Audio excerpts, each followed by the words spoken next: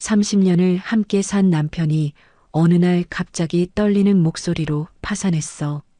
연대보증을 잘못 썼어. 라고 말하며 이혼 서류를 내밀었습니다. 저는 믿을 수 없었어요. 하지만 남편은 돌아서서 집을 나갔고 그 후 다시는 돌아오지 않았습니다. 그렇게 3년 내내 그를 원망하며 살던 어느 날, 침대 밑에서 낡은 검은 여행 가방을 발견했습니다. 망치로 자물쇠를 부수고 열었을 때 8억 원이 찍힌 통장과 함께 한 장의 진료 기록과 일기장이 쏟아져 나왔습니다. 그 순간 저는 제 눈을 의심했습니다. 남편이 저를 떠난 진짜 이유는 파산이 아니었습니다. 그가 감춘 진실은 상상조차 못한 것이었어요. 이야기가 궁금하시다면 구독과 좋아요 눌러주세요. 댓글로 지금 어디서 시청하고 계신지 소통해 주신다면 앞으로 더 좋은 영상 제작에 큰 힘이 됩니다. 윤희수는 5평짜리 원룸에서 혼자 살아온 지 벌써 3년째였어요. 매일 아침 6시면 어김없이 눈을 뜨고 낡은 싱크대에서 믹스커피 한 잔을 타서 마시는 게 그녀의 하루 시작이었습니다. 그렇게 커피를 홀짝이다 보면 문득 창밖을 바라보게 되는데 그럴 때마다 가슴 한편이 저려왔어요. 30년을 함께 산 사람이 어떻게 하루아침에 이렇게 낯선 사람이 될 수 있을까 하는 생각이 들 때마다 희수는 입술을 깨물었습니다. 3년 전 그녀의 남편 강민호는 어느 날 갑자기 연대보증을 잘못 썼다며 파산을 선고했습니다. 그것도 모자라 희수에게 차갑게 이혼을 통보하고는 집을 나가버렸죠. 30년 동안 꾸려온 가정이 그렇게 하루아침에 무너졌습니다. 희수는 남편이 떠난 뒤 모든 걸 혼자 정리해야 했어요. 빚쟁이들이 들이닥쳤고 살던 아파트도 경매로 넘어갔습니다. 희수는 평생 모아둔 적금을 모두 깨서 빚을 갚았고 결국 이 좁은 원룸으로 쫓겨나듯 이사를 왔습니다. 그녀는 작은 플로리스트 공방을 운영하며 근근히 생계를 이어가고 있었어요. 희수는 거울 앞에 서서 자신의 얼굴을 바라봤습니다. 3년 사이에 눈가 주름이 깊어졌고 머리카락 사이로 새치가 부쩍 늘어났어요. 손등에는 얼룩덜룩 검버섯이 생겨 있었습니다. 희수는 한숨을 길게 내쉬었어요. 이제 정말 늙었구나. 그날도 희수는 원룸을 정리하고 있었습니다. 다음 달에 월세가 올라서 더 저렴한 곳으로 이사를 가야 했거든요. 희수는 침대 밑을 청소하다가 문득 손에 무언가 묵직한 게 걸렸습니다. 그녀가 힘을 주어 끌어낸 건 낡은 검정색 여행 가방이었어요. 먼지가 잔뜩 쌓인 걸 보니 꽤 오래된 것 같았습니다. 희수는 가방을 물끄러미 바라보다가 문득 기억이 났습니다. 3년 전 강민호는 집을 떠나기 직전 이 가방을 침대 밑에 던져놓고 갔어요. 그때 그는 차갑게 말했죠. 파산 서류하고 낡은 옷뿐이야. 그냥 버려. 희수는 당시 너무 화가 나서 그 가방을 창고에 처박아 두었습니다. 그리고 이사를 오면서 무심코 침대 밑으로 밀어 넣었던 거였죠. 희수는 가방을 끌고 나와 거실 한가운데 놓았습니다. 가방은 생각보다 무거웠어요. 희수는 가방을 내려다보며 씁쓸하게 웃었습니다. 버리려면 확인이나 하고 버려야겠지. 희수는 가방에 자물쇠를 열려고 했지만 비밀번호가 잠겨 있었습니다. 그녀는 몇 번 시도했지만 열리지 않았어요. 희수는 부엌에서 망치를 가져왔습니다. 3년간 쌓인 원망이 폭발하듯 그녀는 자물쇠를 향해 힘껏 내리쳤어요. 노후를 망친 당신의 추악한 자네를 직접 눈으로 확인하겠어. 쾅! 자물쇠가 부서지며 가방이 열렸습니다. 그 순간 희수의 손이 멈췄어요. 가방 맨 위에 놓인 건 두툼한 은행 통장 2권이었습니다. 희수는 떨리는 손으로 통장을 집어들었습니다. 그리고 첫 페이지를 펼쳤죠. 예금주 윤희수, 잔액 4억 원. 희수는 눈을 의심했습니다. 그녀는 황급히 두 번째 통장을 펼쳤어요. 예금주 강은서, 잔액 4억 원. 희수의 손에서 통장이 떨어졌습니다. 그녀는 그 자리에 주저앉아 통장을 멍하니 바라봤어요. 파산했다던 남편의 통장에 5억 원이라는 거액이 찍혀 있었습니다. 희수의 머릿속이 하얘졌어요. 내가 파산자가 아니었어? 그럼 3년 전 그 이혼은 날 향한 배신이었단 말인가? 희수는 통장을 꼭 움켜쥐고 오열했습니다.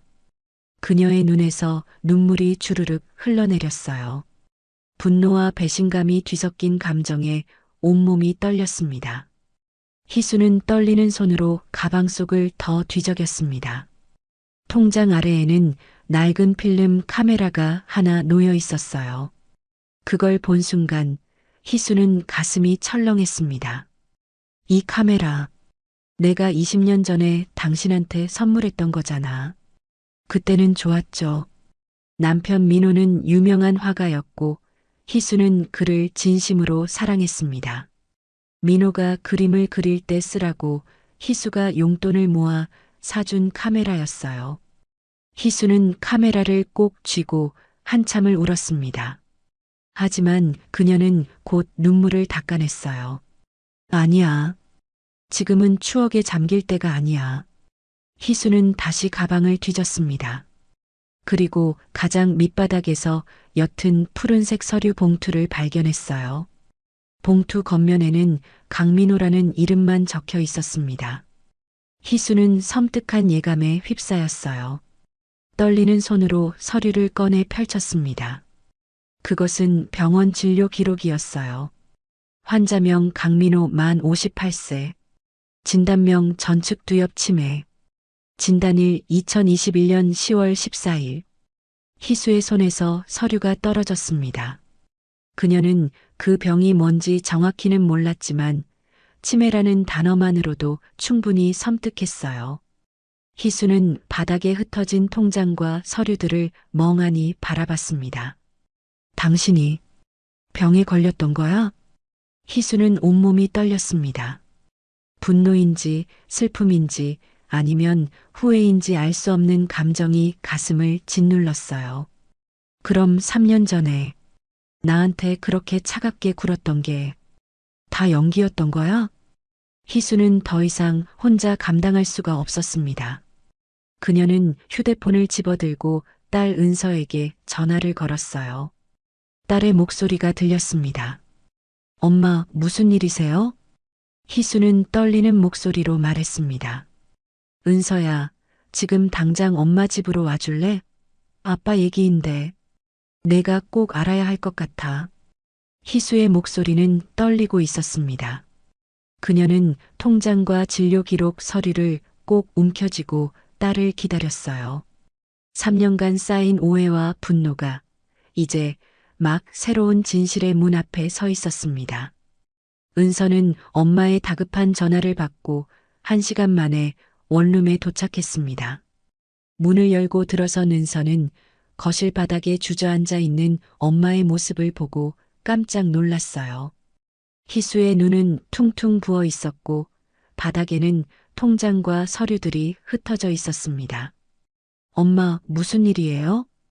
은서가 다가가자 희수는 떨리는 손으로 통장을 내밀었습니다. 은서는 통장을 받아들고 첫 페이지를 펼쳤어요. 그 순간 은서의 얼굴이 하얗게 질렸습니다. 이게 4억 원이요? 엄마 이름으로? 은서는 두 번째 통장도 펼쳤습니다. 자신의 이름으로 된 4억 원이 찍혀 있었어요. 은서는 믿을 수 없다는 표정으로 엄마를 바라봤습니다. 엄마, 이게 대체 어떻게 된 거예요? 아빠가 파산했다면서요? 희수는 눈물을 닦으며 말했습니다. 나도 몰랐어. 침대 밑에 있던 아빠 가방을 오늘 열었는데 이게 나왔어. 은서는 바닥에 흩어진 서류를 집어들었습니다. 푸른색 진료 기록 봉투가 눈에 들어왔어요. 은서는 서류를 펼쳐 읽기 시작했습니다. 미술치료사로 일하면서 여러 환자들을 만났던 은서는 전측두엽 치매라는 병명을 알고 있었습니다. 전측두엽 치매. 2021년 10월 진단? 은서의 손이 떨렸습니다. 그 시기는 아빠가 갑자기 성격이 변하고 차가워지기 시작했던 때였어요. 은서는 진료 기록을 더 자세히 읽어 내려갔습니다. 병의 진행 속도, 예상되는 증상들, 그리고 예후에 대한 의사의 소견이 적혀 있었어요. 은서는 입술을 깨물었습니다. 이 병이 얼마나 무서운 병인지 그녀는 너무나 잘 알고 있었습니다. 엄마, 이 병은... 은서는 말을 잇지 못했습니다. 희수가 물었어요. 은서야, 그게 대체 무슨 병이니? 치매라는 건 알겠는데. 은서는 잠시 망설이다가 말했습니다. 뇌의 전측 두엽 부분이 손상되는 병이에요. 기억력보다는 성격이나 행동이 먼저 변하는 치매예요. 희수는 고개를 끄덕였습니다. 그제야 3년 전 남편의 이상한 행동들이 이해가 되기 시작했어요. 은서는 가방 속을 더 뒤적였습니다. 그리고 낡은 일기장 한 권을 발견했어요. 가죽 표지가 달아 해진 일기장이었습니다. 은서는 일기장을 펼쳤습니다. 엄마, 여기 아빠 일기장이 있어요. 희수는 황급히 은서 옆으로 다가갔습니다. 두 사람은 일기장을 함께 읽기 시작했어요. 첫 페이지에는 2021년 10월 15일이라고 적혀 있었습니다. 오늘 병원에서 진단을 받았다. 전측 두엽 치매. 의사는 조심스럽게 말했지만 나는 알 수 있었다. 이 병은 나를 서서히 짐승으로 만들 것이다. 기억을 잃기 전에 먼저 성격이 변할 것이다. 공격적이 되고 충동적이 되고 결국 내가 아닌 다른 사람이 될 것이다. 희수는 일기장을 읽으며 눈물을 흘렸습니다. 은서는 다음 페이지를 넘겼어요. 희수에게 이 모습을 보여줄 수는 없다. 30년을 함께 산 아내에게 내가 짐승처럼 변해가는 모습을 보여줄 수는 없다. 은서에게도 마찬가지다. 딸이 아빠의 그런 모습을 기억하게 할 수는 없다. 희수는 가슴이 찢어지는 것 같았습니다. 은서도 눈물을 흘리며 계속 읽었어요. 결심했다. 희수가 나를 떠나게 만들어야 한다. 깨끗하게 미련 없이 떠나게 해야 한다. 그러려면 희수가 나를 증오하게 만들어야 한다.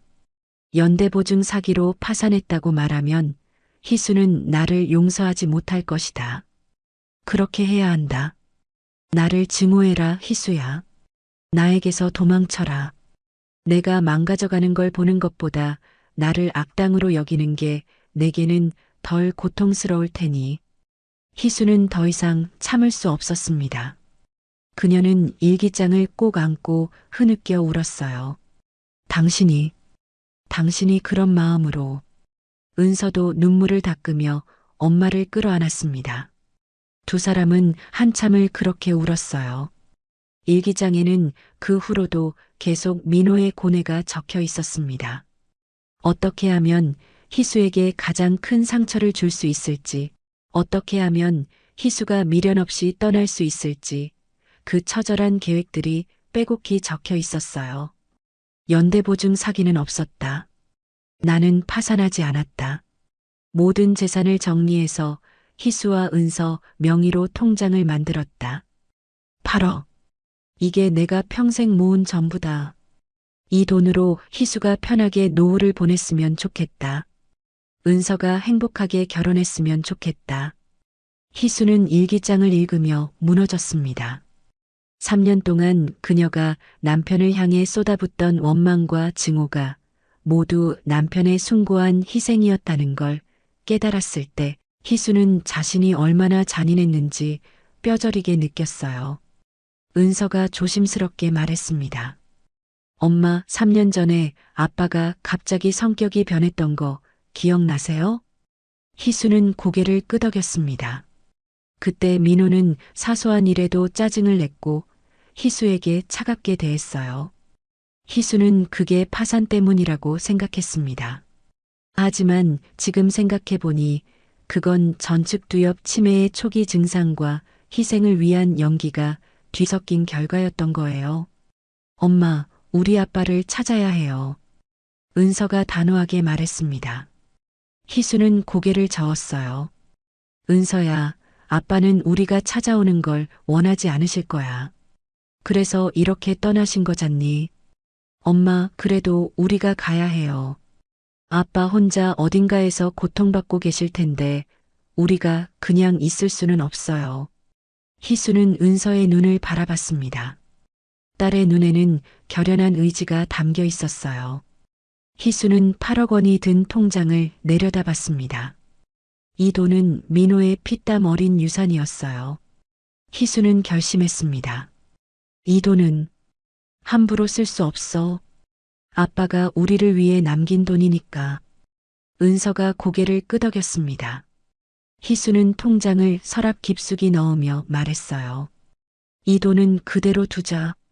그리고 아빠를 찾아보자.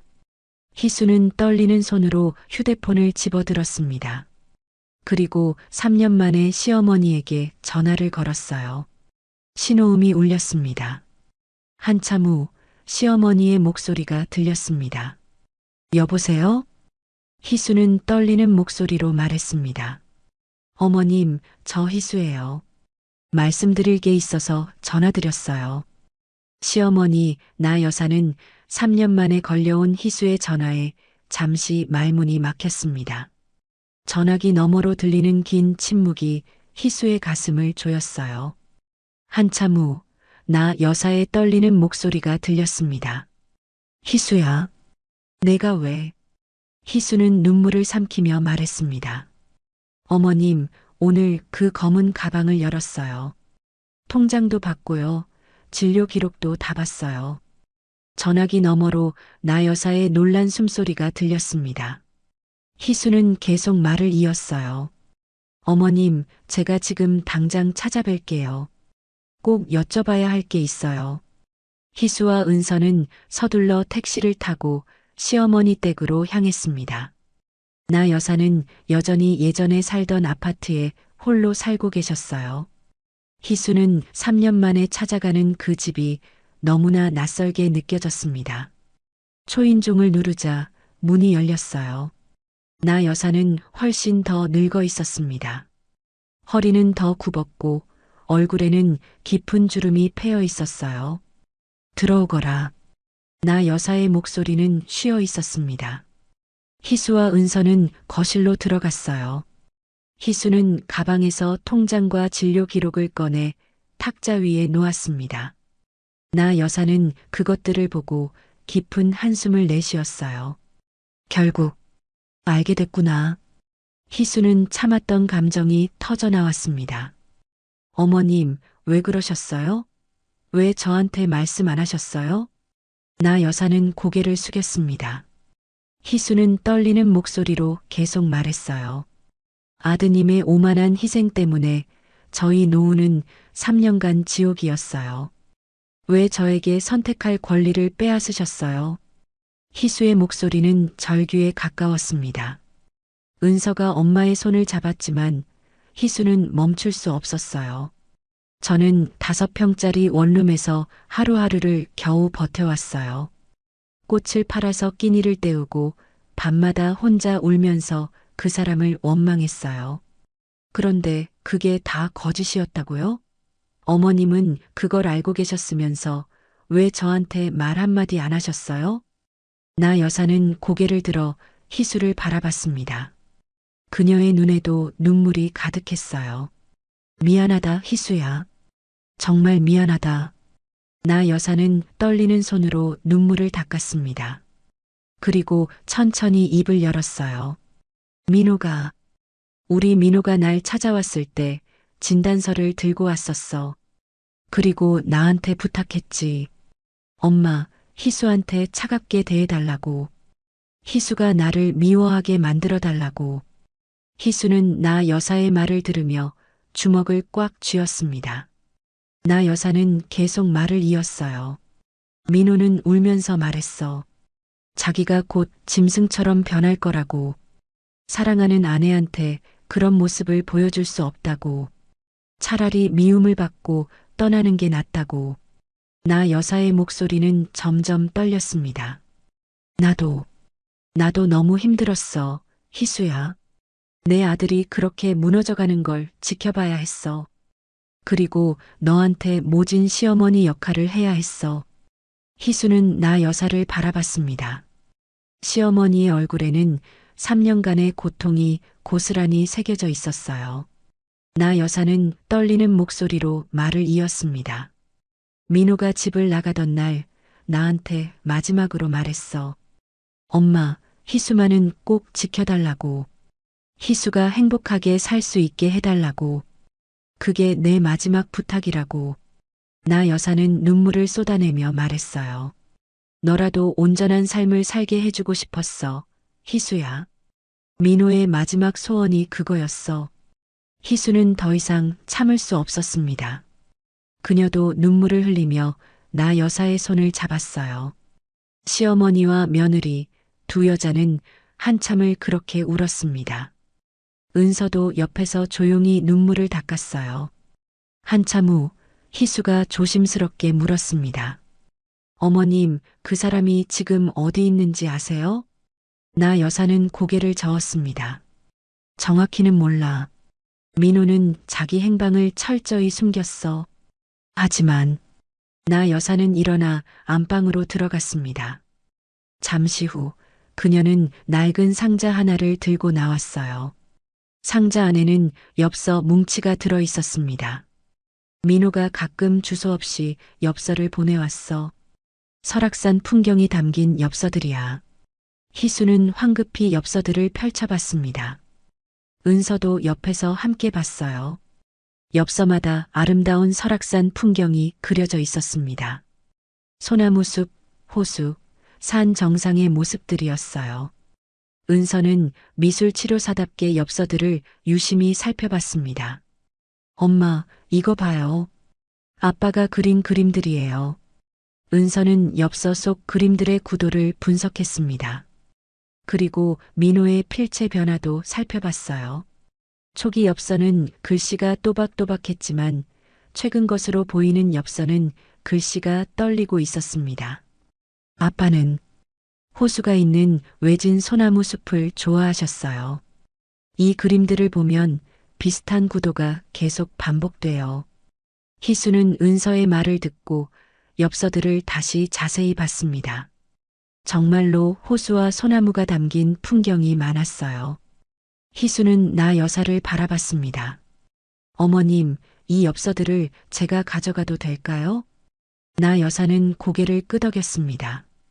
가져가거라.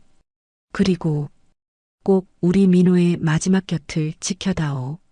희수는 나 여사의 손을 꼭 잡았습니다. 어머님, 제가 꼭 찾아서 데려올게요. 약속드릴게요. 은서가 말했습니다. 엄마, 당장 강원도로 가요. 저도 같이 갈게요. 희수는 고개를 저었어요. 은서야, 너는 공방 일을 봐줘야 해. 그리고 결혼 준비도 해야 하잖니. 엄마, 그런 건 나중에 해도 돼요. 지금은 아빠가 더 중요해요. 희수는 딸의 간절한 눈빛을 보며 고개를 끄덕였습니다. 집으로 돌아가는 택시 안에서 희수는 창밖을 바라보며 생각했습니다. 당신을 꼭 반드시 찾을 거예요. 희수는 이틀 후 강원도행 버스에 몸을 실었습니다. 은서는 공방 일을 정리하고 나중에 합류하기로 했어요. 희수는 창밖으로 스쳐 지나가는 풍경을 멍하니 바라봤습니다. 서울을 벗어나 산이 점점 가까워질수록 희수의 가슴은 더 빠르게 뛰었어요. 정말 당신을 찾을 수 있을까? 3년 만에 만나면 당신은 날 알아볼 수 있을까? 희수는 가방 속 엽서 뭉치를 꺼내 다시 한번 살펴봤습니다.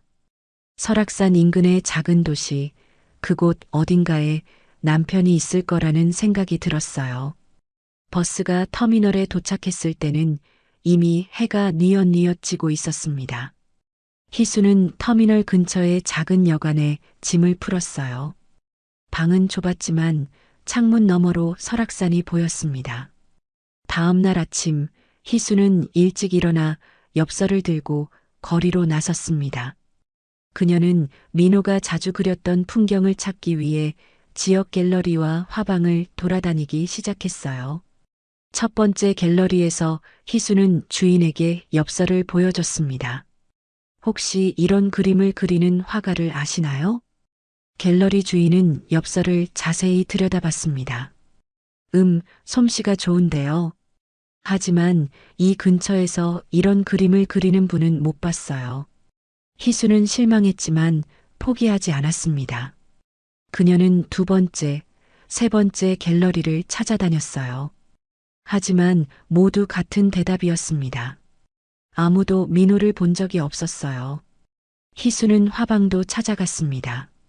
물감을 사러 오는 화가가 있을지도 모른다는 생각에서였어요. 하지만 화방 주인도 고개를 저었습니다. 요즘은 물감 사러 오는 분이 별로 없어요.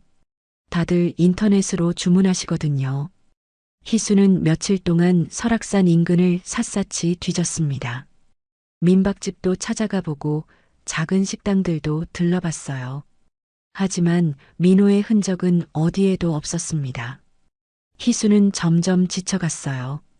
여관방으로 돌아와 침대에 누우면 눈물이 저절로 흘러내렸습니다. 당신은 정말 완벽하게 자신을 숨겼구나. 나조차 찾을 수 없게. 일주일이 지났을 때 희수는 은서에게 전화를 걸었습니다. 은서야, 엄마가 아무리 찾아도 아빠가 안 보여. 엄마가 뭘 잘못하고 있는 걸까? 은서의 목소리가 들렸어요. 엄마, 포기하지 마세요. 제가 내일 거기로 갈게요. 다음 날 은서가 강원도에 도착했습니다. 모녀는 여관방에 앉아 엽서들을 다시 펼쳐놓고 꼼꼼히 살펴봤어요. 은서는 미술치료사로서의 전문성을 살려 엽서의 그림들을 분석했습니다. 엄마, 우리가 너무 화가로서의 아빠만 생각했던 것 같아요. 희수는 고개를 갸우뚱했습니다. 무슨 말이니? 은서가 말했습니다. 아빠는 화가 이전의 목수였잖아요. 아빠가 젊었을 때 목조 건물 짓는 일을 하셨던 거 기억나세요? 희수는 고개를 끄덕였습니다. 민호는 화가가 되기 전 목수 일도 잠시 했었어요. 그는 손재주가 좋아서 집을 짓는 일을 즐겼습니다. 아빠는 분명 자신의 손으로 지은 세상에서 가장 안전한 곳에 있을 거예요. 은서의 말에 희수는 번쩍 정신이 들었습니다. 모녀는 곧바로 지역 부동산과 건설 관련 사무실을 찾아다니기 시작했어요. 그리고 마침내 한 작은 건축 사무실에서 단서를 찾았습니다. 강민호 씨요? 아, 그분이라면 기억나요. 한 10년 전쯤 호숫가 임대용 목조 오두막 프로젝트에 참여하셨어요. 희수는 가슴이 뛰었습니다. 그 오두막이 어디에 있나요? 사무실 직원은 지도를 펼쳐 호수의 위치를 가리켰습니다. 여기요. 설악산 북쪽 외곽에 있는 작은 호수예요. 거기에 오두막 세 채가 있는데 지금도 사람들이 살고 있는지는 모르겠네요. 희수와 은서는 서둘러 그 호수로 향했습니다. 버스를 2번 갈아타고 마을 버스를 타고 그렇게 2시간을 달려 호숫가에 도착했어요. 호수는 정말 외지고 조용했습니다. 주변에는 울창한 소나무 숲이 펼쳐져 있었어요. 엄마, 여기. 엽서 속 풍경이랑 똑같아요. 은서의 말이 맞았습니다. 호수와 소나무, 그리고 멀리 보이는 산의 모습이 엽서 속 그림과 똑같았어요. 희수는 호숫가 나루터를 발견하고 그곳으로 달려갔습니다. 작은 배 한 척이 묶여 있었고 나이든 뱃사공 한 분이 그물을 손질하고 계셨어요. 저기요, 할아버지. 희수는 숨을 헐떡이며 다가갔습니다. 그리고 가방에서 민호의 사진을 꺼내 보여줬어요. 혹시 이 사람 보셨어요? 뱃사공은 사진을 자세히 들여다봤습니다. 그리고 천천히 고개를 끄덕였어요. 아, 이 양반. 그림 도구 들고 가끔 배 타러 오시던 분 아닌가? 희수는 심장이 터질 것 같았습니다. 어디로 가셨어요? 지금 어디 계세요? 뱃사공은 호수 건너편을 가리켰습니다.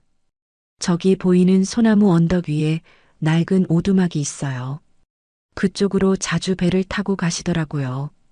요즘은 잘 안 보이던데. 희수는 뱃사공에게 배를 빌려달라고 부탁했습니다. 뱃사공은 흔쾌히 배를 내주었어요. 희수와 은서는 배에 올라탔습니다.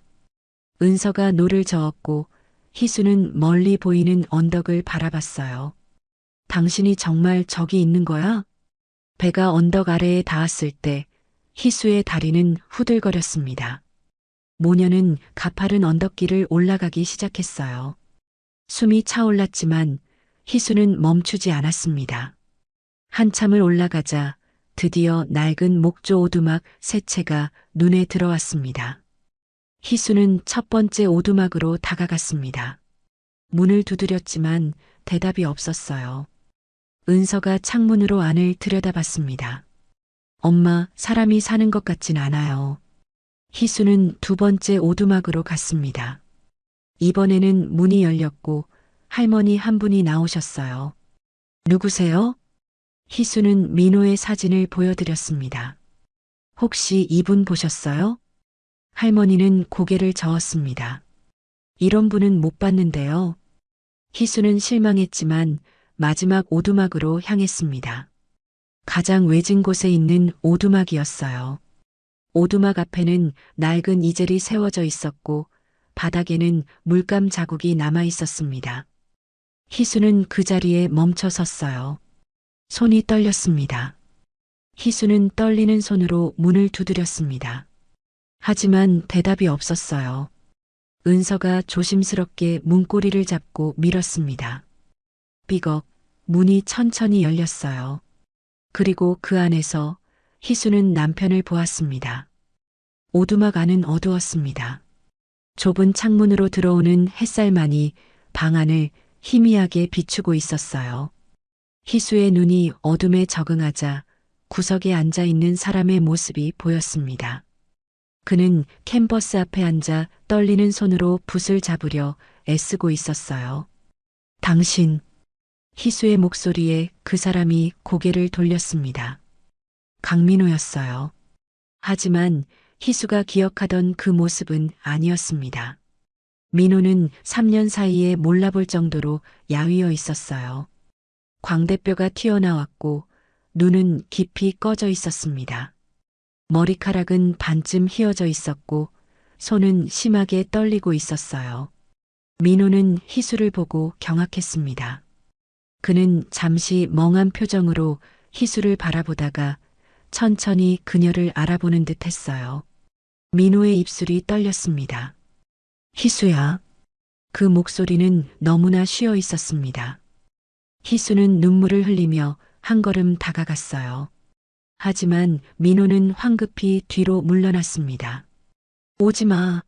보지 마. 민호는 자신의 얼굴을 손으로 가렸습니다. 그의 목소리는 절규에 가까웠어요. 이 짐승 같은 내 모습을 보지 마. 희수는 멈춰 섰습니다. 민호는 벽에 등을 기댄 채 고개를 숙였어요. 그의 어깨가 떨리고 있었습니다. 난 파산자야. 너의 노후를 망친 이기적인 인간이라고. 그렇게 기억해. 그렇게. 민호는 말을 잇지 못하고 흐느꼈습니다. 희수는 더 이상 참을 수 없었어요. 그녀는 민호에게 달려가 그를 껴안았습니다. 당신이 만든 파멸도 이병도 상관없어요. 희수의 목소리는 떨렸지만 단호했습니다. 내가 사랑했던 당신의 그 마음을 믿겠어요. 나의 삶에서 당신을 지워버릴 권리는 당신에게 없어요. 민호는 희수의 품에서 무너졌습니다. 그는 어린아이처럼 서럽게 울기 시작했어요. 3년 동안 혼자 짊어졌던 고통이, 외로움이, 그리고 사랑이 눈물로 쏟아져 나왔습니다. 희수도 남편을 꼭 안은 채 함께 울었어요. 미안해. 정말 미안해. 민호는 계속 사과했습니다. 희수는 그의 등을 쓰다듬으며 말했어요. 아니에요. 미안한 건 저예요. 당신이 그렇게 고통스러워하는 동안 저는 당신을 원망했어요. 문 앞에 서 있던 은서도 참지 못하고 안으로 들어왔습니다. 민호는 딸의 모습을 보고 또 한 번 놀랐어요. 은서야. 은서는 아버지에게 달려가 그를 껴안았습니다. 아빠, 보고 싶었어요. 정말 보고 싶었어요. 민호는 딸의 등을 떨리는 손으로 어루만졌습니다. 그의 눈에서 또다시 눈물이 흘러내렸어요. 한참 후 세 사람은 진정을 하고 오두막 바닥에 나란히 앉았습니다. 희수는 민호의 손을 꼭 잡았어요. 민호의 손은 너무나 앙상했습니다. 당신 여기서 혼자 어떻게 지냈어요? 민호는 천천히 말했습니다. 그냥 그림만 그렸어. 손이 떨려서 제대로 그릴 수도 없었지만. 희수는 오두막 안을 둘러봤습니다. 구석에는 미완성된 그림들이 쌓여 있었어요. 모두 희수와 은서의 모습을 그린 그림들이었습니다. 희수는 가슴이 먹먹했어요. 당신은 우릴 그리워하면서도 혼자 있으려고 했던 거죠? 민호는 천천히 고개를 끄덕였습니다. 나는 곧 너희를 알아보지 못할 거야. 그리고 더 이상 나 자신도 아닌 존재가 될 거야. 그런 모습을 너희한테 보여주고 싶지 않았어. 희수는 민호의 손을 두 손으로 감싸쥐었습니다. 나는 이제 당신을 떠나지 않을 거예요. 당신이 날 알아보지 못하는 순간이 와도 나는 당신 곁에 있을 거예요. 민호는 고개를 저었습니다. 안 돼. 너의 노후를, 너의 삶을 내가 망칠 순 없어. 희수는 민호의 얼굴을 두 손으로 감싸쥐었습니다. 당신이 제 노후를 망치는 게 아니에요. 당신과 함께하는 게 내 노후예요. 그게 내가 원하는 삶이에요. 민호는 희수의 눈을 바라봤습니다. 그 눈에는 흔들림 없는 결의가 담겨 있었어요. 민호는 더 이상 말릴 수 없다는 걸 알았습니다. 그는 희수의 어깨에 머리를 기댔어요. 은서가 조심스럽게 말했습니다. 아빠, 엄마가 가방을 열었어요. 통장도 받고 일기장도 다 읽었어요. 민호는 고개를 들었습니다. 그럼 다 알게 됐구나. 은서는 고개를 끄덕였습니다. 아빠가 우릴 위해서 얼마나 많은 걸 희생하셨는지 다 알아요. 아빠가 파산자가 아니라는 것도, 그 모든 게 우릴 지키기 위한 거짓말이었다는 것도요. 민호는 깊은 한숨을 내쉬었습니다. 미안하다, 은서야. 내 결혼식에도 못 가게 됐구나. 은서는 웃으며 말했습니다. 아빠, 결혼식은 언제든지 할 수 있어요. 지금은 아빠가 더 중요해요. 희수는 오두막 안을 다시 둘러봤습니다. 좁고 낡은 공간이었지만 민호가 3년 동안 홀로 버텨온 곳이었어요. 희수는 결심했습니다. 저는 이제 여기서 당신과 함께 살 거예요. 서울로 돌아가지 않을 거예요. 민호는 놀라 희수를 바라봤습니다. 그럴 수는 없어. 너의 공방은 어떻게 하고? 희수는 단호하게 말했습니다. 공방은 은서가 맡아줄 거예요. 저는 당신 곁에 있어야 해요. 그게 제가 할 일이에요. 민호는 더 이상 반대하지 못했습니다. 그는 희수의 손을 꼭 잡았어요. 희수는 창밖을 바라봤습니다. 호수가 햇살을 받아 반짝이고 있었어요. 희수야.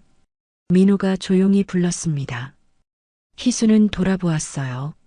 내가 너무 사랑해서 떠나려 했어. 너를 지키고 싶어서 거짓말을 했어. 희수는 민호에게 다가가 그를 껴안았습니다. 알아요. 이제 다 알아요. 두 사람은 그렇게 오래도록 서로를 껴안고 있었습니다. 차가운 밤바람이 불었지만 두 사람의 마음은 따뜻했습니다. 다음 날 아침 희수는 일찍 일어나 오두막 안을 정리했습니다.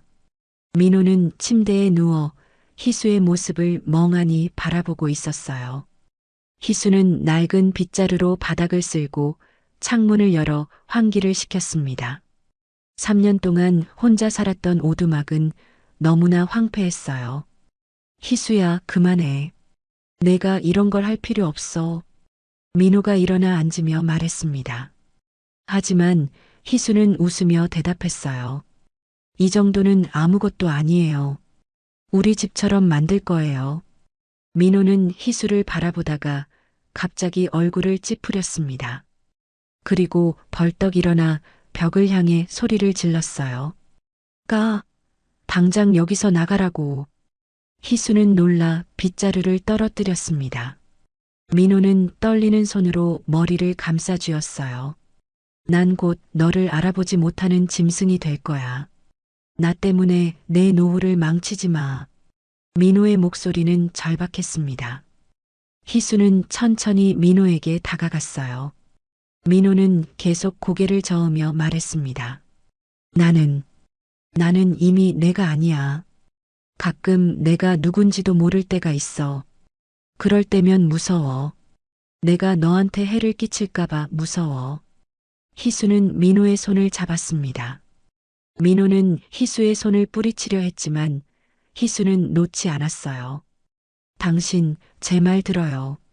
저는 당신의 아내가 아니라 평생의 동반자이자 친구로 곁에 있을 거예요. 민호는 희수를 바라봤습니다. 희수는 조용하지만 단호한 목소리로 계속 말했어요. 법적인 구속은 없어요. 저는 그냥 당신 곁에 있는 사람이에요. 당신이 힘들 때 손을 내밀어 줄 수 있는 친구예요. 민호는 한참을 희수를 바라보다가 결국 진정하고 고개를 끄덕였습니다. 그는 더 이상 거부할 힘이 없었어요. 희수는 민호를 침대에 앉히고 따뜻한 차를 끓여왔습니다. 사흘 후 은서가 다시 오두막을 찾아왔습니다. 그녀는 큰 가방 하나를 들고 있었어요. 가방 안에는 미술 치료 도구들이 들어 있었습니다. 아빠, 은서가 밝게 웃으며 오두막으로 들어왔습니다. 민호는 딸을 보고 눈물을 글썽였어요. 은서는 아버지를 꼭 껴안았습니다. 아빠, 제가 아빠를 도와드릴 수 있어요. 제가 미술 치료사잖아요. 민호는 딸의 등을 쓰다듬었습니다. 은서야, 내 결혼 준비는 어떻게 하고? 은서는 고개를 저었습니다. 아빠, 결혼은 나중에 해도 돼요. 지금은 아빠랑 함께 있는 게 더 중요해요. 그날부터 세 사람의 작은 공동체가 시작됐습니다. 희수는 매일 아침 일찍 일어나 민호를 위해 식사를 준비했어요. 은서는 아버지와 함께 미술 치료 활동을 했습니다. 하지만 민호의 증상은 점점 악화되고 있었어요. 어느 날 오후 민호는 갑자기 캔버스를 집어 던지며 소리를 질렀습니다. 안 돼. 손이 말을 안 들어. 그는 떨리는 손을 바라보며 절규했어요. 붓을 제대로 잡을 수조차 없었습니다. 희수와 은서는 놀라 민호에게 달려갔어요. 아빠, 괜찮아요. 진정하세요. 은서가 아버지를 진정시키려 했지만 민호는 벽을 주먹으로 쳤습니다. 나는 화가야. 그림을 못 그리면 난 아무것도 아니야. 희수는 민호의 손을 잡고 말했습니다.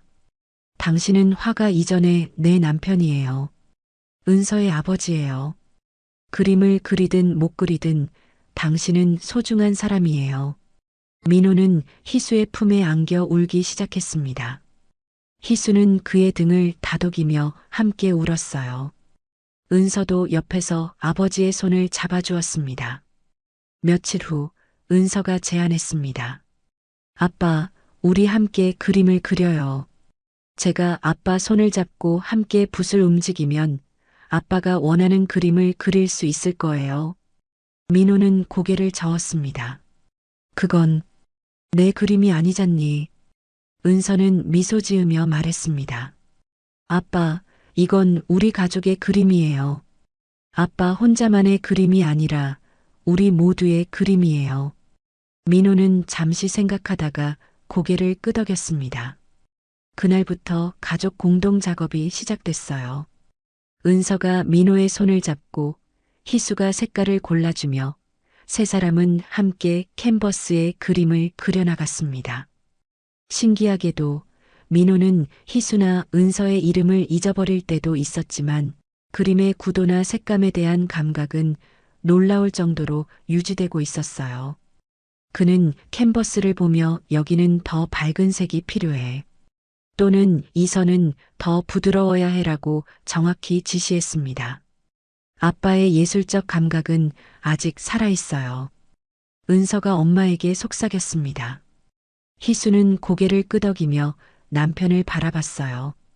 민호는 캔버스에 집중하고 있었습니다. 우리 뭘 그릴까요? 희수가 물었습니다. 민호는 잠시 생각하다가 말했어요. 해바라기. 해바라기 밭을 그리고 싶어. 희수는 의아해했습니다. 해바라기요? 왜 해바라기예요? 민호는 창밖을 바라보며 말했습니다. 내가 너희를 떠났던 그 겨울이 너무 추웠어. 그 추운 겨울을 지나 이제는 따뜻한 여름의 해바라기를 보고 싶어. 희망이 가득한 해바라기 밭을 그리고 싶어. 희수는 눈물을 닦으며 고개를 끄덕였습니다. 세 사람은 그날부터 해바라기 그림을 그리기 시작했어요. 일주일 후 시어머니 나 여사가 오두막을 찾아왔습니다. 얼마 전에 직접 원하셔서 요양원에 모셨었는데 요양원에서 잠시 외출 허가를 받아온 거였어요. 나 여사는 아들의 모습을 보고 눈물을 흘렸습니다. 민호야. 민호는 어머니를 보고 잠시 멍한 표정을 지었습니다. 그러다가 천천히 알아보는 듯 했어요. 엄마. 나 여사는 아들을 껴안으며 울었습니다. 미안하다 아가. 엄마가 미안해. 민호는 어머니의 등을 토닥였습니다. 나 여사는 희수에게 고개를 숙였어요. 희수야 고맙다. 정말 고맙다. 희수는 시어머니의 손을 잡았습니다. 어머님 괜찮으세요? 이제 우리 함께 이겨낼 거예요. 나 여사는 오두막에 하루를 머물다 갔습니다. 떠나기 전 그녀는 민호에게 말했어요. 민호야, 이제 편히 쉬어라. 엄마가 항상 기도할게. 민호는 고개를 끄덕였습니다. 어느 날 오후 민호의 정신이 잠시 맑아졌습니다. 그는 희수와 함께 호숫가를 산책했어요. 호수는 햇살을 받아 반짝이고 있었습니다. 희수야, 우리 처음 만났을 때 기억나? 민호가 물었습니다. 희수는 고개를 끄덕였어요. 물론이죠. 당신이 공원에서 그림을 그리고 있었고 제가 지나가다가 당신 그림에 반해서 말을 걸었죠. 민호는 미소 지었습니다. 그때 내가 너무 예뻐서 나는 그림에 집중할 수가 없었어. 희수는 웃으며 민호의 팔짱을 꼈습니다. 거짓말. 당신은 그림에만 집중하고 있었어요. 두 사람은 그렇게 호숫가를 걸으며 30년 전의 추억을 나눴습니다. 그날은 민호가 가장 행복해 보이는 날이었어요. 그로부터 며칠 후 민호는 마침내 그림의 가장 중요한 부분을 완성했습니다. 해바라기 밭 한가운데 희수와 은서가 환하게 웃고 있는 모습이었어요. 민호는 마지막 붓질을 하고 나서 붓을 내려놓았습니다. 다 됐어. 이제 다 그렸어. 민호는 지친 표정으로 말했습니다. 희수와 은서는 완성된 그림을 바라봤어요. 그림 속 두 사람은 정말 행복해 보였습니다. 아빠, 정말 아름다워요. 은서가 눈물을 글썽이며 말했습니다. 민호는 그림을 바라보며 미소 지었어요. 이게 내가 남기고 싶은 전부야. 해바라기 그림이 완성된 다음 날 은서는 아버지를 위한 본격적인 미술 치료를 시작했습니다. 그녀는 매일 아침 아버지와 함께 간단한 스케치 활동을 했어요. 선을 따라 그리기, 색칠하기, 그리고 자유롭게 감정을 표현하는 그림 그리기였습니다. 아빠, 오늘은 아빠가 가장 좋아하는 색깔로 자유롭게 그려보세요. 은서가 부드럽게 말했습니다. 민호는 떨리는 손으로 파란색 크레파스를 집어들었어요. 그리고 천천히 종이 위에 선을 그어나갔습니다. 선은 삐뚤빼뚤했지만 민호는 집중하고 있었어요. 좋아요, 아빠. 정말 잘하고 계세요. 은서의 격려에 민호는 희미하게 미소 지었습니다. 하지만 그때 민호의 손이 갑자기 멈췄어요. 그는 종이를 물끄러미 바라보다가 얼굴을 찌푸렸습니다. 이게 뭐야? 내가 뭘 그리고 있는 거야? 민호는 혼란스러워했습니다.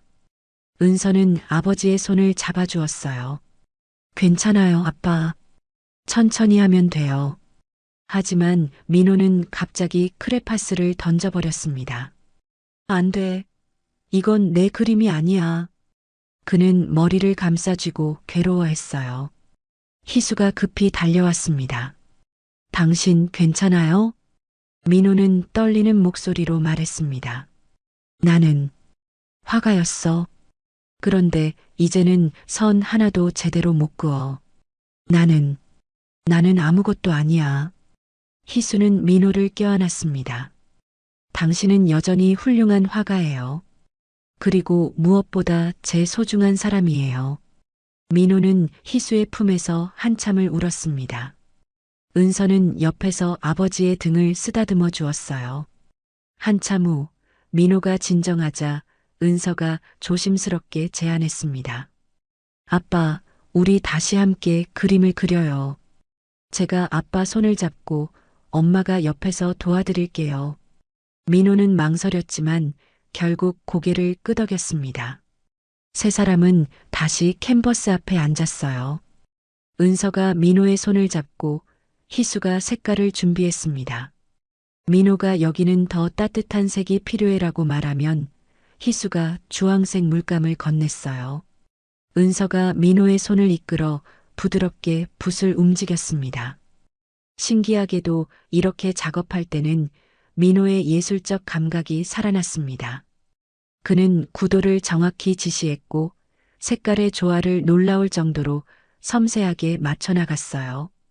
조금만 더 왼쪽으로. 그래, 거기야. 그리고 이 부분은 더 연하게. 민호의 지시는 명확했습니다. 은서는 아버지의 지시를 따라 정성껏 붓을 움직였어요. 희수는 옆에서 두 사람을 지켜보며 눈물을 닦았습니다. 당신은 여전히 예술가예요. 병이 당신의 영혼까지 빼앗아갈 순 없어요. 그날 오후 세 사람은 작은 캔버스에 꽃 한 송이를 완성했습니다. 붉은 장미였어요. 민호는 완성된 그림을 보며 만족스러운 표정을 지었습니다. 예뻐. 정말 예쁜 장미야. 은서가 물었습니다. 아빠, 이 장미는 누구를 위한 거예요? 민호는 희수를 바라보며 말했습니다. 희수? 내가 처음 청혼할 때 선물했던 장미야. 희수는 그 말을 듣고 눈물을 흘렸습니다. 30년 전 민호는 붉은 장미 한 다발을 들고 희수에게 청혼했었어요. 그 기억을 민호가 아직도 간직하고 있었던 겁니다. 식사 후 은서는 아버지와 함께 호숫가로 산책을 나갔습니다. 해질녘의 호수는 아름다웠어요. 석양이 호수에 반사되어 붉게 물들고 있었습니다. 아빠, 여기 정말 예쁘네요. 은서가 말했습니다. 민호는 호수를 바라보며 말했어요. 나는 이곳에서 마지막까지 있고 싶어. 은서는 아버지의 손을 잡았습니다. 아빠, 우리가 함께 있을게요. 끝까지 함께 있을 거예요. 민호는 딸을 바라보며 미소 지었습니다. 그의 눈에는 눈물이 맺혀 있었어요. 고맙다, 은서야. 너처럼 훌륭한 딸을 둬서 아빠는 행복해. 두 사람은 그렇게 한참을 호숫가에 앉아 있었습니다. 석양이 지고 별들이 하나둘 떠오르기 시작했어요. 오두막으로 돌아왔을 때 희수는 따뜻한 차를 준비해 놓고 있었습니다. 세 사람은 조용히 차를 마시며 하루를 마무리했습니다. 내일은 또 무슨 그림을 그릴까요? 희수가 물었습니다. 민호는 잠시 생각하다가 말했어요. 우리 가족 그림을 그리고 싶어. 은서가 고개를 끄덕였습니다. 좋아요, 아빠. 내일 우리 가족 그림을 그려요. 그날 밤 희수는 잠들기 전 가방 속에 보관해 두었던 낡은 필름 카메라를 꺼냈습니다. 민호가 버렸던 가방에서 발견했던 그 카메라였어요. 희수는 카메라를 들여다보다가 안에 필름이 아직 남아있다는 걸 발견했습니다. 다음 날 희수는 마을에 내려가 필름을 현상했습니다. 그리고 사진들을 받아봤을 때 그녀는 눈물을 멈출 수 없었어요. 사진 속에는 희수와 은서의 모습이 담겨 있었습니다. 민호가 떠나기 직전 몰래 찍었던 사진들이었어요. 희수가 공방에서 꽃을 정리하는 모습, 은서가 웃고 있는 모습, 그리고 두 사람이 함께 밥을 먹는 모습이었습니다. 희수는 사진들을 꼭 안고 울었습니다. 민호는 떠나면서도 끝까지 가족을 사랑하고 있었던 겁니다. 해바라기 그림을 완성한 지 일주일이 지났습니다. 민호는 그날 이후 붓을 내려놓고 말했어요. 이게 내가 남기고 싶은 전부다. 그의 목소리는 지쳐 있었지만 눈빛만큼은 또렷했습니다. 희수는 완성된 해바라기 그림을 벽에 걸었어요. 그림 속에는 환하게 웃고 있는 희수와 은서의 모습이 담겨 있었습니다. 따뜻한 여름 햇살 아래 펼쳐진 해바라기 밭, 그 한가운데 서 있는 두 사람은 정말 행복해 보였어요. 당신 정말 아름다운 그림이에요. 희수가 그림을 바라보며 말했습니다. 민호는 고개를 끄덕이며 그림을 물끄러미 바라봤어요. 그날 밤 민호는 유난히 평온한 표정으로 잠들었습니다. 하지만 다음 날 아침 민호는 달라져 있었습니다. 그는 침대에서 일어나 주변을 둘러보더니 낯선 표정으로 희수를 바라봤어요. 여기가 어디죠? 희수는 가슴이 철렁했습니다. 당신이 사시는 곳이에요. 오두막이에요. 민호는 고개를 갸우뚱했습니다. 오두막. 그리고 당신은 누구시죠? 희수는 눈물을 삼키며 대답했습니다. 저는 희수예요. 당신의 친구예요. 민호는 고개를 끄덕였지만 눈빛에는 아무런 기억도 남아있지 않았어요. 희수는 떨리는 손으로 아침 식사를 준비했습니다. 민호는 멍하니 앉아 희수가 움직이는 모습을 바라봤어요. 밥 드세요. 희수가 숟가락을 민호에게 건넸지만 민호는 숟가락을 어떻게 쓰는지 몰라 망설였습니다. 희수는 조심스럽게 민호의 손을 잡고 숟가락을 쥐어주었어요. 그리고 함께 밥을 떠서 민호의 입으로 가져갔습니다. 천천히 드세요. 민호는 순한 아이처럼 희수가 떠먹여주는 대로 밥을 먹었습니다. 희수는 그 모습을 보며 눈물을 삼켰어요. 식사를 마친 후 민호는 벽에 걸린 해바라기 그림을 발견했습니다. 저 그림 예쁘네요. 민호가 그림을 가리키며 말했습니다. 희수는 고개를 끄덕였어요. 당신이 그린 그림이에요. 마지막으로 완성한 그림이에요. 민호는 그림을 한참 바라봤습니다. 그리고 그림 속 희수의 행복한 미소를 보며 희미하게 웃었어요. 이 사람, 웃는 게 예쁘네요. 저예요. 그림 속 사람이 바로 저예요. 희수가 말했지만 민호는 알아듣지 못했습니다. 그는 그저 그림을 바라보며 계속 미소 지었어요.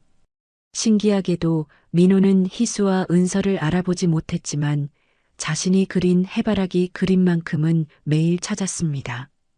그리고 그림 속 희수의 행복한 미소를 보며 미소 지었어요. 며칠 후 은서가 오두막을 찾아왔습니다. 하지만 민호는 딸을 알아보지 못했어요. 안녕하세요. 민호가 낯선 사람을 대하듯 은서에게 인사했습니다. 은서는 그 자리에서 무너져 울었어요. 희수가 딸을 끌어안았습니다. 은서야, 괜찮아. 아빠는 지금 많이 아프신 거야. 엄마, 아빠가 저를 몰라보세요. 은서는 한참을 울다가 아버지 앞에 무릎을 꿇고 앉았습니다. 아빠, 저 은서예요. 아빠 딸이에요. 민호는 은서를 빤히 바라보다가 고개를 끄덕였습니다. 은서, 예쁜 이름이네요. 은서는 더 이상 참지 못하고 오두막 밖으로 뛰쳐나갔습니다.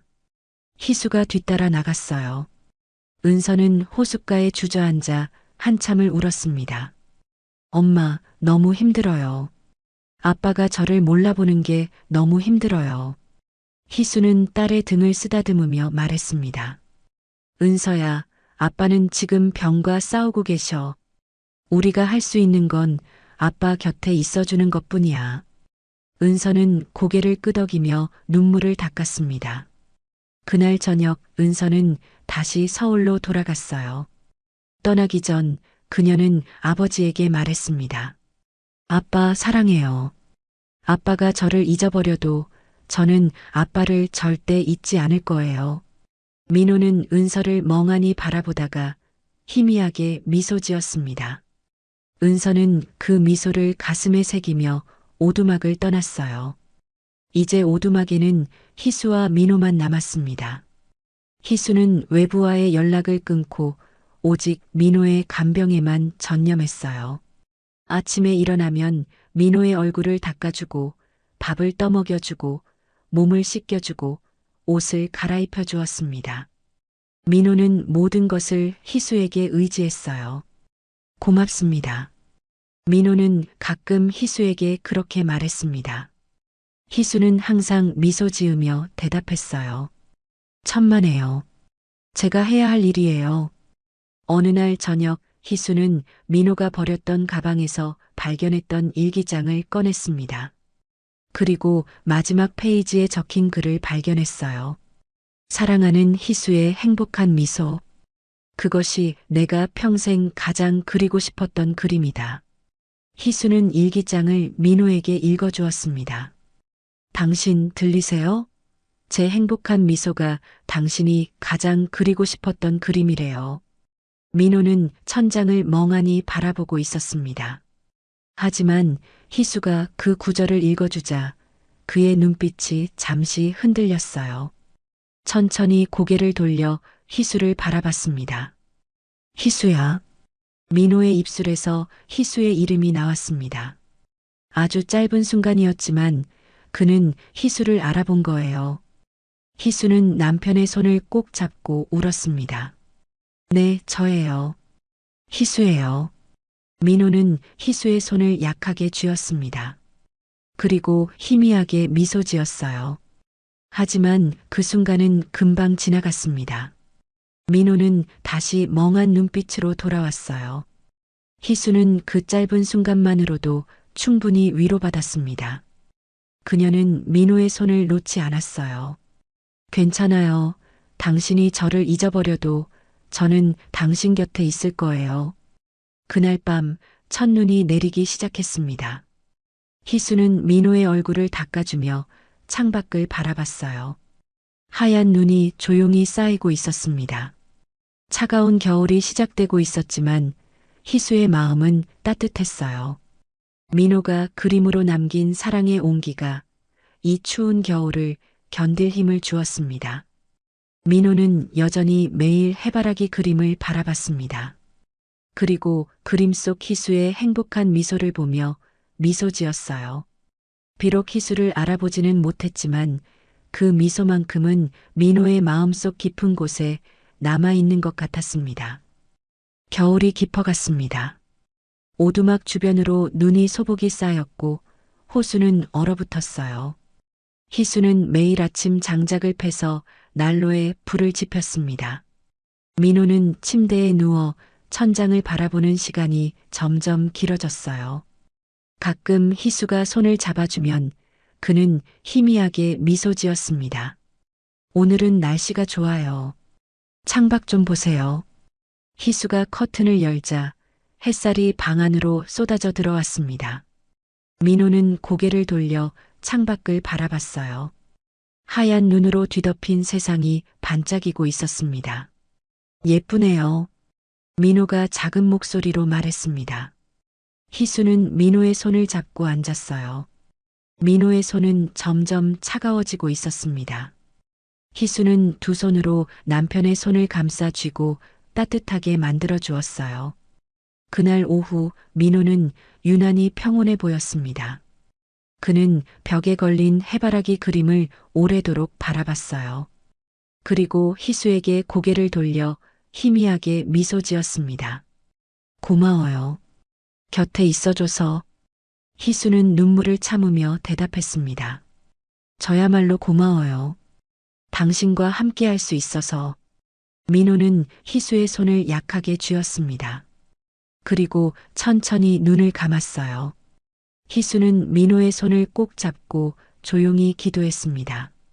다음 날 새벽 희수는 민호의 얕은 숨소리에 잠을 깼습니다. 동이 트기 시작하는 시간이었어요. 희수는 민호의 얼굴을 바라봤습니다. 그의 얼굴은 평온했어요. 고통도 괴로움도 없는 얼굴이었습니다. 당신.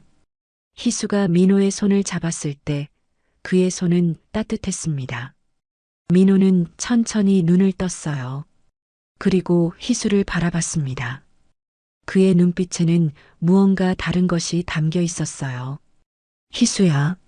민호가 희수의 이름을 불렀습니다. 또렷한 목소리였어요. 희수는 놀라 남편을 바라봤습니다. 저를 알아보겠어요? 민호는 희미하게 미소 지었습니다. 너무 고생시켰어. 미안해. 희수는 눈물을 흘리며 민호의 손을 꼭 잡았습니다. 아니에요. 고생이 아니었어요. 당신과 함께한 시간이었어요. 민호는 희수의 눈물을 보며 말했습니다. 울지 마. 나는 이제 편해질 거야. 희수는 고개를 끄덕이며 눈물을 닦았습니다. 민호는 벽에 걸린 해바라기 그림을 바라봤어요. 내가 그린 그림. 마음에 들어? 네, 정말 아름다워요. 세상에서 가장 아름다운 그림이에요. 민호는 만족스러운 표정을 지었습니다. 다행이야. 너의 행복한 미소를 남길 수 있어서. 그는 천천히 눈을 감았습니다. 그리고 그대로 깊은 잠에 빠져들었어요. 희수는 민호의 손을 잡고 조용히 앉아 있었습니다.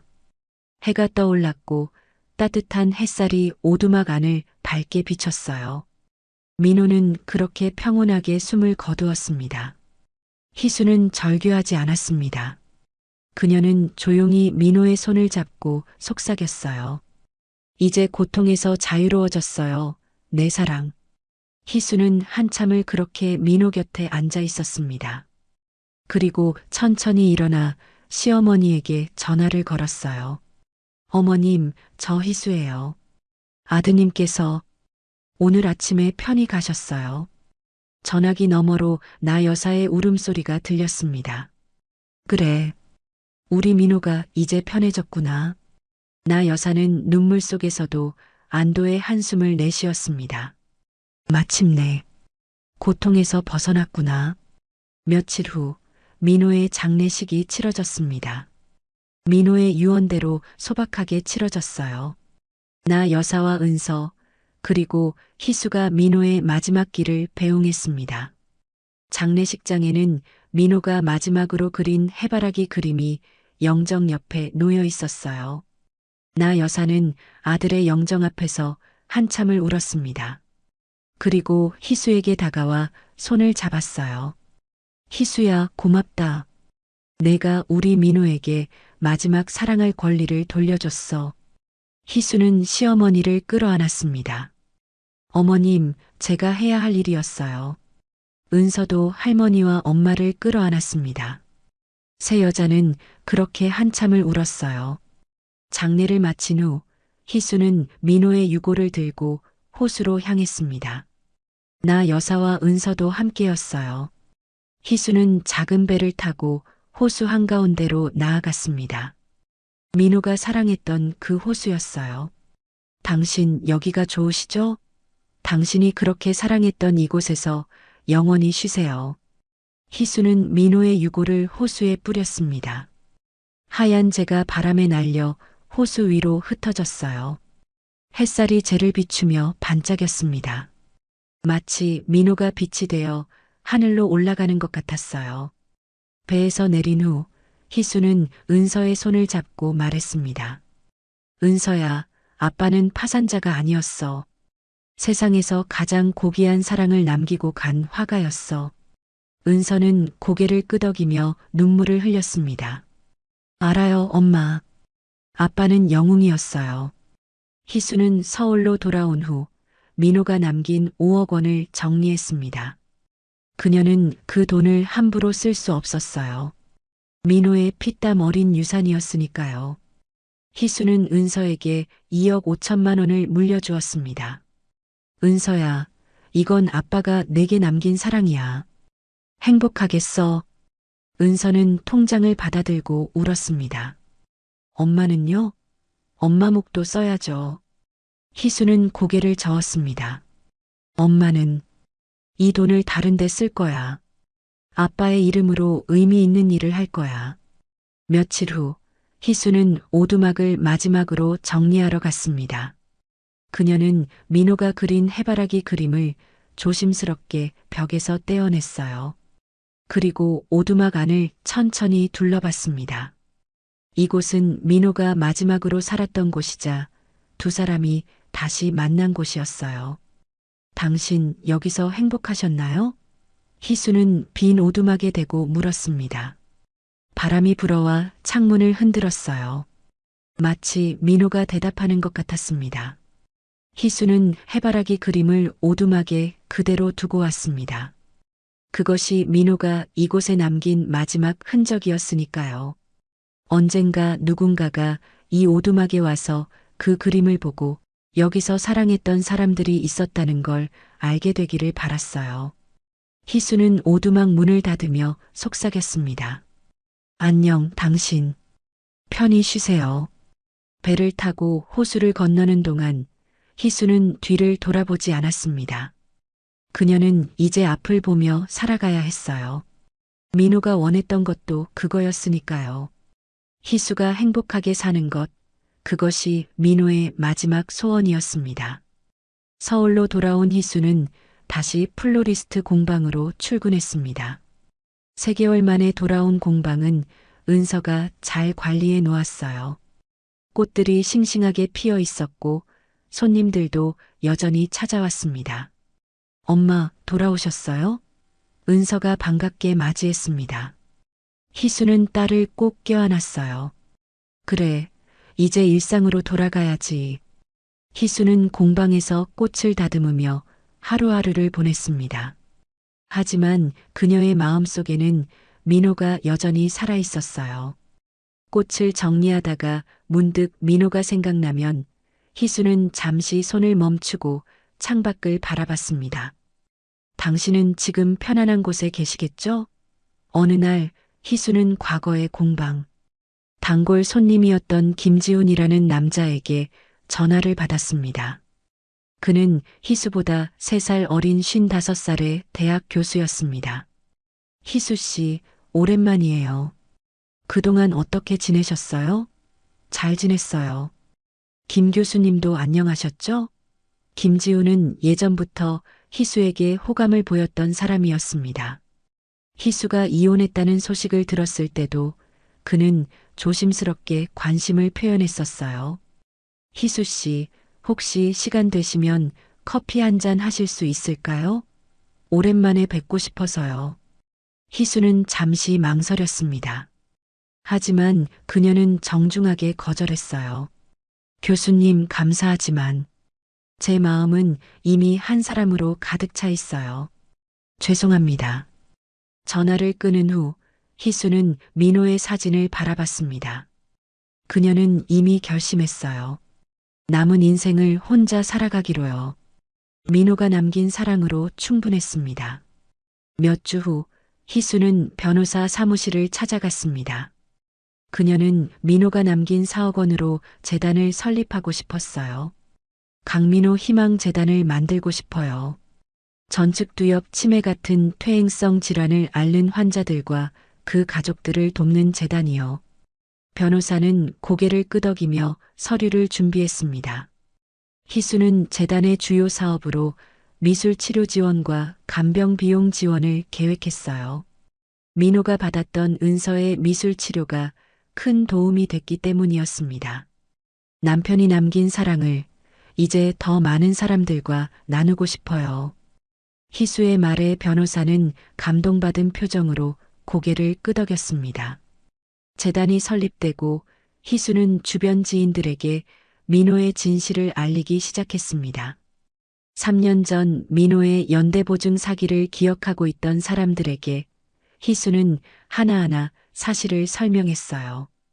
사실 우리 남편은 파산한 게 아니었어요.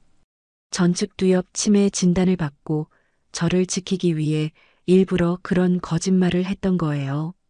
사람들은 놀라워하며 희수의 이야기를 들었습니다. 어떤 이들은 눈물을 흘리기도 했어요. 희수 씨, 정말 대단한 사랑이네요. 그리고 희수 씨도 정말 훌륭하세요.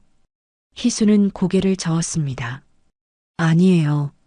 저는 그저 남편이 남긴 사랑을 지키려고 했을 뿐이에요. 몇 달 후 은서의 결혼식이 열렸습니다. 희수는 딸의 예복을 입혀주며 말했어요. 예쁘다, 우리 은서. 정말 예쁘구나. 엄마, 오늘 아빠가 함께 계셨으면 좋았을 텐데. 은서의 눈에 눈물이 맺혔습니다. 희수는 딸의 눈물을 닦아주었어요. 아빠는 지금 하늘에서 지켜보고 계실 거야.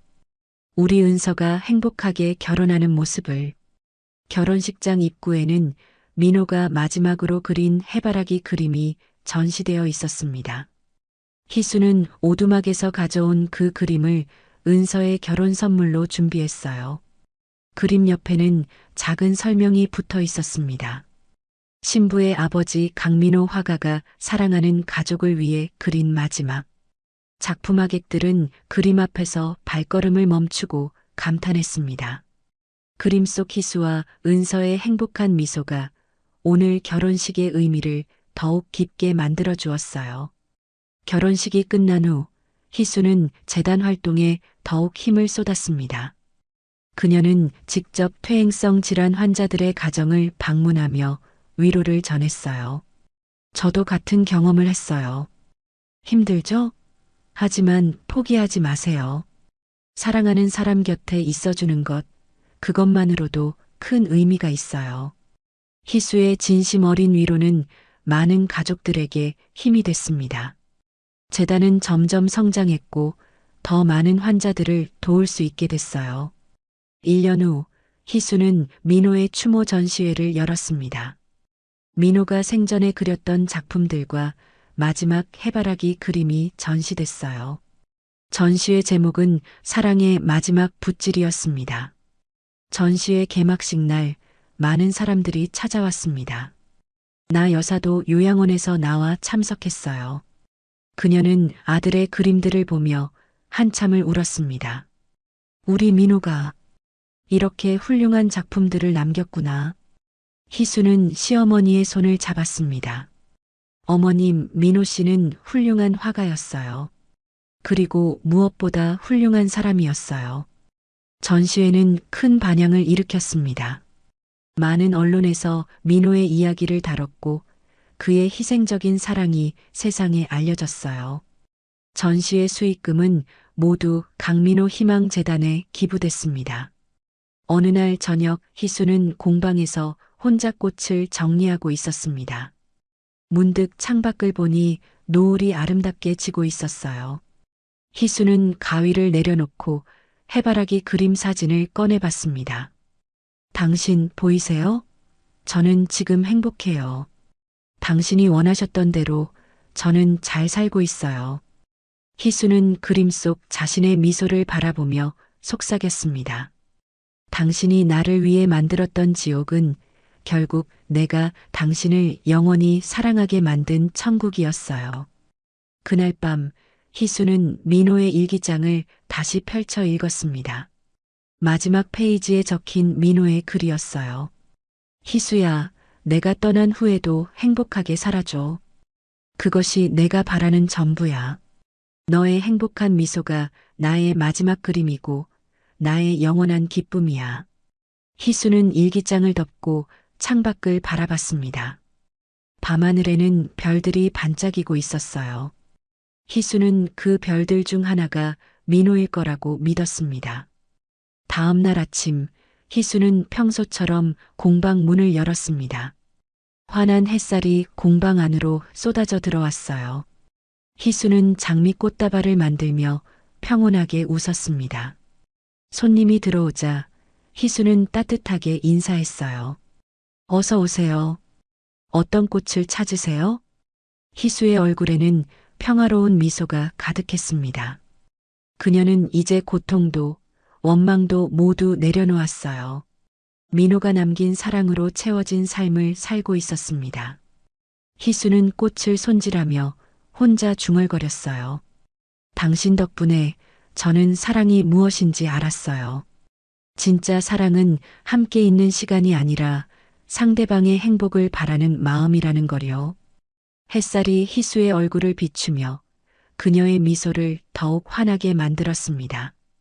민호가 그토록 그리고 싶어 했던 희수의 행복한 미소였어요.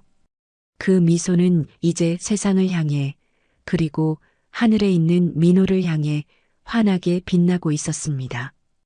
희수는 오늘도 그리고 앞으로도 아름답게 살아갈 것입니다. 그것이 민호가 남긴 사랑에 대한 희수의 대답이었으니까요.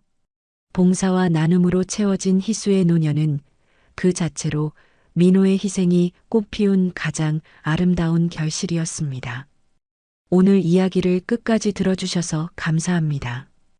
영상 보시고 느끼신 감정, 댓글로 함께 나눠주세요. 여러분의 한마디가 누군가에겐 큰 위로가 될 수 있습니다. 영상이 마음에 드셨다면 구독과 좋아요로 응원 부탁드립니다.